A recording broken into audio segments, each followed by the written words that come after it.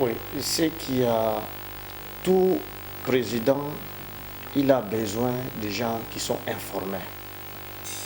Il est toujours dit, c'est facile de fabriquer un pagne, mais c'est difficile de former l'homme qui doit fabriquer ces pagnes. Donc nous avons un problème d'hommes. Et la machine qui doit former cet homme-là, c'est l'école. Et l'école actuellement produit des ratés, comme une machine qui produit des pagnes de mauvaise qualité. Donc vous imaginez les conséquences. Maintenant, s'il faut former les hommes qui doivent produire ces pagnes de mauvaise qualité. Et c'est ce qui fait que le chef de l'État sortant, il a manqué 15 meilleurs collaborateurs. Et c'est sérieux, c'est vrai.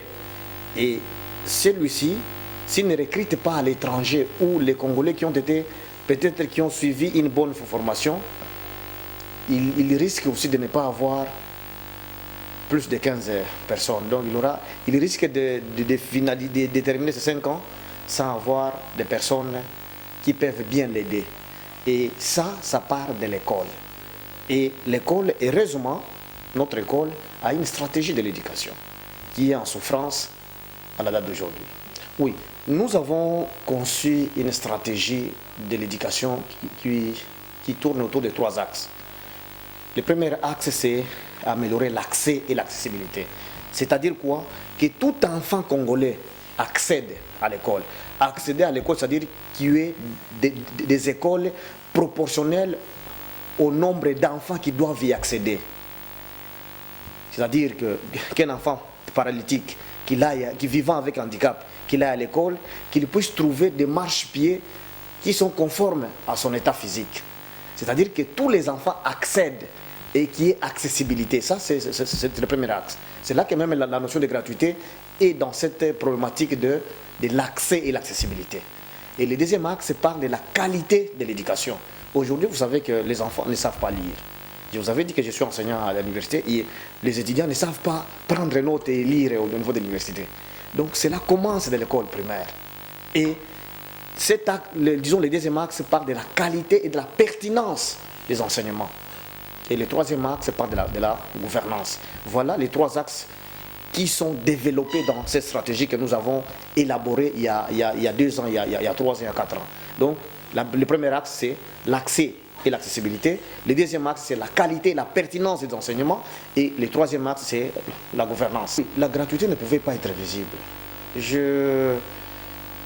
Comme je l'ai dit toujours, nous avons aujourd'hui en moyenne 600 000 enseignants qui sont identifiés par ces copains. C'est un service technique du ministère. Et parmi ces 600 000 enseignants, il y a 350 000 enseignants payés à la date d'aujourd'hui. C'est-à-dire qu'il y a encore 250 000 enseignants non payés. Et au-delà de ça, on vient encore de subdiviser les pays en plus de 35 provinces éducationnelles. Le ministre actuel a encore nommé beaucoup de gens qui sont encore impayés. Donc lorsque je dis de 250 000 non payés, c'est juste des chiffres estimatifs. Donc vous comprenez que lorsque on a fait prendre une mesure au président de la République de la mesure de la gratuité de la première année en 3e année, vous comprenez que c'est une mauvaise décision. Lorsqu'il y a la moitié des enseignants non payés, et vous demandez au chef de l'État de prendre une mesure de gratuité jusqu'en 3e primaire. C'est-à-dire que vous demandez qu'une école de 6 classes, que 3 classes prennent en charge de 7 personnels. Vous comprenez la notion de la mesure qu'on a demandé, qu'on a fait prendre au chef de l'État. Donc, la gratuité ne pouvait pas fonctionner. C'est pourquoi, même cette mesure qui a été prise par le chef de l'État ne fonctionne pas dans ces provinces-là. Moi, j'avais fait des propositions à ce temps-là.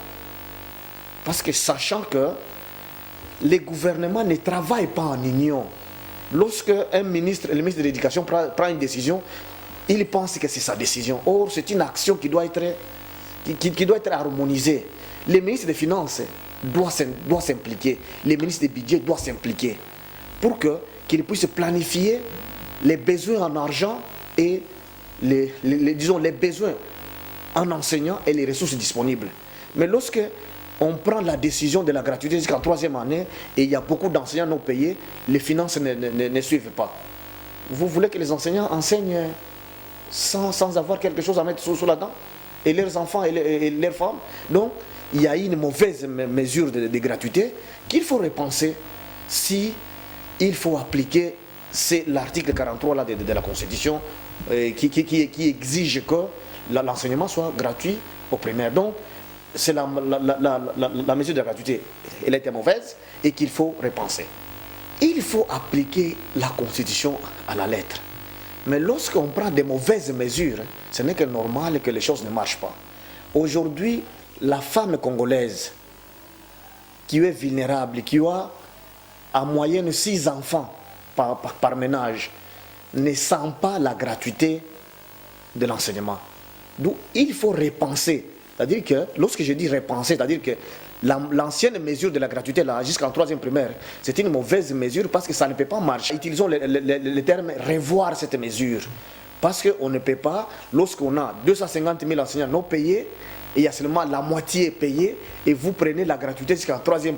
Ça ne pouvait pas fonctionner.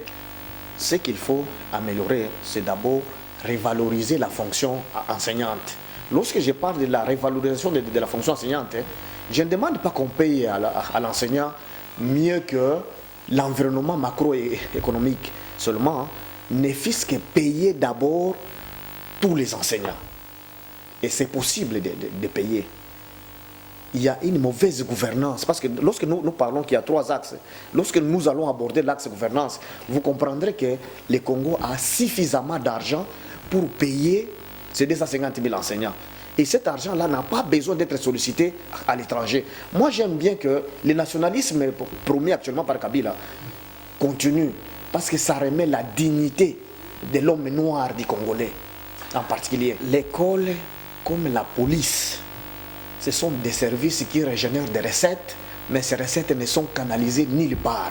Ce sont des individus qui gèrent ces recettes comme si c'était une affaire privée. Or, c'est l'argent qui devait servir pour faire fonctionner l'État congolais. Combien de frais sont payés à l'école? Plusieurs frais sont payés. Vous pouvez vous étonner qu'il y a même des frais pour acheter la pierre tombale d'une autorité religieuse. Est-ce que ça a à faire avec l'école? Mais les élèves payent ces frais-là. Ça peut vous surprendre. Des frais pour la campagne d'évangélisation, les élèves payent. Et personne ne pose de questions sur ça. Et c'est beaucoup d'argent comme ça. Ça peut vous étonner qu'il y a des écoles, les frais de motivation que les parents payent. Au lieu de payer les enseignants sur place, les écoles font remonter beaucoup de frais dans les bureaux gestionnaires. Donc vous comprenez que l'école génère beaucoup de recettes et ces recettes sont très mal gérées. C'est ce que je vous ai dit, que lorsque nous parlons de l'émergence, l'émergence, il faut les ressources humaines. Il faut un capital humain important. L'école est en train de sortir des ratés. Lorsqu'on place un enfant à l'école primaire, il échoue ici, on le déplace dans une autre école. Il échoue là-bas, on le déplace et il est en train de monter. C'est-à-dire que, comme j'étais en train de te dire, une entreprise qui fabrique des mauvaises pagnes de qualité, on fabrique aussi une mauvaise qualité, disons, de la main-d'œuvre congolaise. Lorsque cet enfant-là monte, il arrive au secondaire, il va aller aussi dans une école où il y a 100%. Vous voyez, avec la notion de... Nous avons un système d'évaluation le plus mauvais au monde. Vous voyez le système des examens d'État là. C'est seulement de la propagande. Lorsque on sort, on publie la publication après 10 jours, après 8 jours. C'est juste pour des raisons de propagande, mais pas pour l'intérêt de la main-d'œuvre congolaise. Ça, je sais ce que j'ai dit. Vous voyez. Donc, il faut repenser sur le capital humain. Ces enfants-là, ils grandissent jusqu'à l'université avec une banque émotionnelle remplie de la corruption, de la fraude. Parce que c'est comme ça qu'ils montent des classes. Avec la culture de la corruption. Et lorsqu'il se retrouve dans les milieux d'emploi, dans sa tête, il n'y a que corruption, il n'y a que fraude, il n'y a que favoritisme. La dignité ne se prépare plus dans notre école. Or, c'est la moule pour préparer cet homme-là, ces Congolais-là qui ont la culture de la dignité. Vous voyez? Mais l'école ne fabrique plus une main-d'œuvre digne. C'est là ce qu'on dit, une science sans conscience. Donc, on forme les gens à la science, mais sans conscience. La méritocratie, là, doit commencer. Il faut qu'un certain temps, que quelqu'un décide pour dire nous devons repenser les choses. Si on ne décide pas ça, on évolue avec cette légèreté, cette façon de faire les choses. Le Congo va se retrouver avec ces faux capitales humaines qui existent. Vous comprenez que nous avons besoin de repenser les choses pour que nous puissions préparer une main-d'œuvre importante à long terme. Je donne toujours l'exemple. Nous avons les coltans qui fabriquent les téléphones. Quel Congolais sait fabriquer les téléphones aujourd'hui? Vous voyez que nous allons rester un pays consommateur de la connaissance. Nous sommes à l'ère de l'économie de la connaissance. Donc notre coltan va aller à celui qui a conçu la connaissance, c'est-à-dire Apple, Samsung, qui sera fabriqué en Chine, et nous resterons en train d'utiliser notre coltan ici, sans avoir une seule personne qui peut fabriquer même un petit moindre, même seulement l'écran seulement. Nous n'en aurons pas. Or, c'est à travers l'école qu'on doit préparer ce capital humain de l'émergence. Lorsque nous parlons de l'émergence, ça ne peut pas être un discours. Ça doit se préparer du capital humain parce que c'est les besoins futurs. Et il faut préparer aussi le capital humain pour ces besoins futurs-là. Et nous, Congolais, nous sommes absents dans ça. Nous préparons seulement les politiciens pour devenir des candidats en 2023. Non. Pour être expert en éducation tel que je suis, je n'ai pas attendu que les gouvernements fassent quelque chose. Nous, Congolais, nous devons demander qu'est-ce que nous pouvons faire pour le Congo.